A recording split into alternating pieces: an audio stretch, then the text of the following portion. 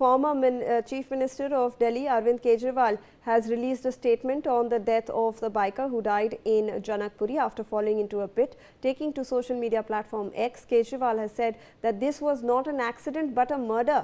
Kejriwal launched an attack on the BJP and said that the BJP had learned nothing from the Noida accident. He further added that the extreme negligence and an utterly irresponsible attitude have now become the hallmark of the BJP government, and it is the common people who are now paying price for this.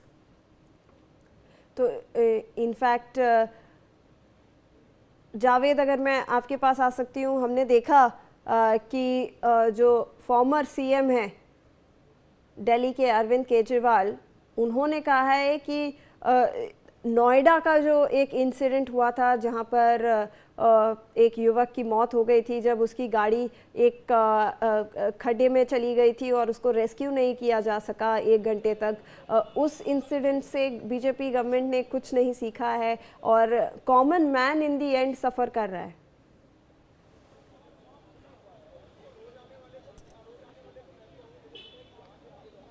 Javed, अगर आपको हमारी आवाज़ पहुंच रही है? जी बिल्कुल। देखिए, जिस तरीके से जो यहाँ पर प्रवेश वर्मा पहुँचे, यहाँ पर राजनीति भी हुई और जो है प्रवेश वर्मा को लेकर हाय हाय का नारा भी लगा, मुर्दाबाद के भी नारे लगे। वहीं दूसरी तरफ बीजेपी के जो लोग हैं उन्होंने भी जो है प्रवेश वर्मा को लेकर जिंदाबाद के नारे लगाए और कहीं ना कहीं दिलीप जो यहाँ पे सौरभ भारद्वाज भी जो है आम आदमी पार्टी से हैं, वो यहाँ पर पहुँचे। उन्होंने भी सवाल उठाया कि यहाँ पे तमाम सीसीटीवी कैमरा भी लगा हुआ है, उस कैमरे की फुटेज को उन्होंने कहा।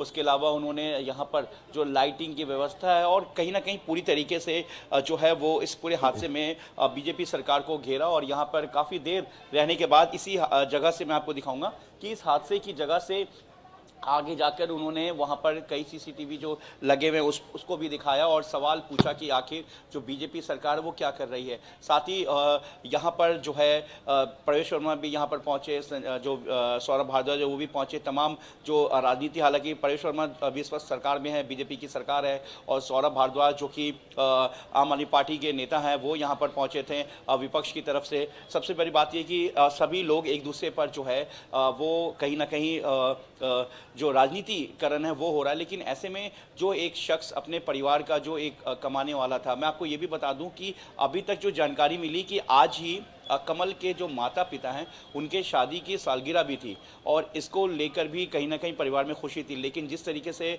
जो कमल है, कमल के बारे में पूरा नहीं पता चल पा रहा था रात से, और कई थानों में, रोहिणी में कमल काम करता है, रोहिणी के साथ साथ विकासपुरी, जनकपुरी, उसके अलावा हम आपको बता दें सागरपुर, कई थानों में उनके परिवार के गए कि जो एक रूट जो बनता है उस हिसाब से वो ढूंढने गए। लेकिन जब वो जनकपुरी थाने पहुंचे तो वहां उन्होंने बताया, उसके बाद दिल्ली पुलिस का कहना है कि तुरंत पुलिस एक्टिव हुई और उसके फ़ोन नंबर को लेकर जो है पुलिस लगातार लोकेशन को ट्रेस कर रही थी।